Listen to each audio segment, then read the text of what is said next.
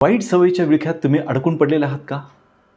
कदाचित वाईट सवयीमुळं तुम्हाला तुम्हाला अधिक अस्वस्थ वाटते, चिंता वाटते किंवा एक काम घेताना तुम्ही दुसरंच काम करता किंवा ते काम करूशी वाटत नाही. मोबाईलमध्ये तुम्ही अडकून पडलेले आहात किंवा तुमची पूर्ण ऊर्जा आहे ती ड्रेन्ड होते, अशी खाली-खाली आलेली आहे किंवा तुम्हाला असं वाटतं की आता माझ्यामध्ये शक्ती नाही आहे. परंतु जरी असं असेल तरी एक चांगली न्यूज इथं आहे की ते म्हणजे तुम्ही याच्यातून मुक्ती मिळवू शकता. यामधून तुम्ही सुटका आपली करू शकता. शेवटपर्यंत थांबा की जेणेकरून तुम्हाला मी महत्त्वपूर्ण जे माइंडफुलनेसचे जे टेक्निक्स आहेत त्या टेक्निक्सच्या योगे तुम्हाला ह्या ज्या नकारात्मक ज्या वाईट ज्या तुमच्या हॅबिट्स आहेत त्या तुमच्या जीवनावर ज्याने हवी झालेल्या आहेत त्याच्यातून तुम्ही कशी मुक्ती मिळवू शकता हे मी सांगणार आहे.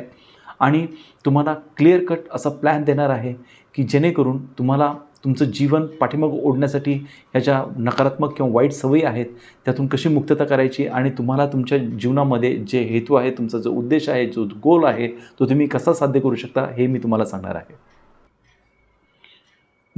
वाईट सवयी कशामुळं निर्माण होतात हे आपल्याला शोधून काढायचं आहे.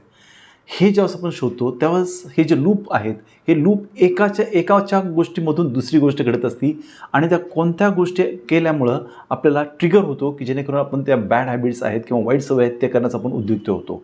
हे करत असताना आपल्या दिवसातला काही वेळ आपण याच्यामध्ये आपण मनन करा की कोणती गोष्ट घडल्यानंतर आपण वाईट गोष्ट करतो आणि त्याबद्दल आपण रिवॉर्ड जो आहे तो काय देतो आहे.